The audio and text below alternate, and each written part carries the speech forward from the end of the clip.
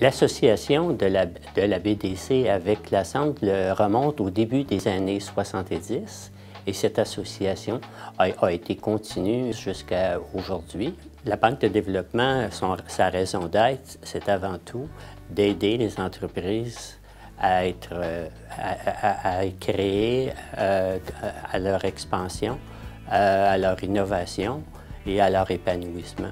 Le profil de l'entreprise correspondait très bien aux anticipations de la BDC pour lui donner de l'aide et lui donner un nouveau souffle.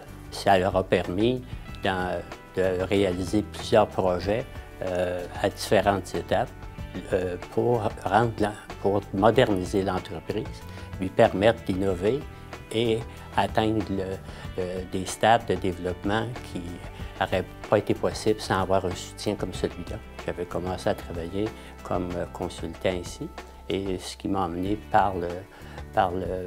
au fil du temps à être admis au conseil d'administration. Deux choses très importantes pour un conseil d'administration, c'est s'assurer de la saine gouvernance de l'entreprise. À l'intérieur de ça, on peut voir l'obligation pour une entreprise de sa pérennité. Pour avoir une pérennité de grande envergure, c'est nécessaire d'avoir un bon plan de relève. Un plan de relève qui part de la haute direction et qui s'étale dans l'entreprise à peu près à tous les niveaux. L'entreprise est très différente de sa compétition.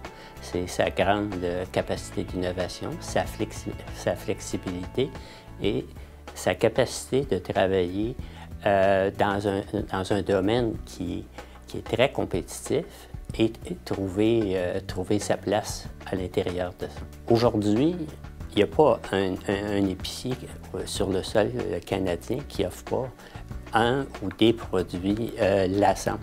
Alors, quand on peut se targuer d'avoir atteint un niveau comme ça auprès de l'ensemble des épiciers du pays, je pense que c'est tout un tour de force.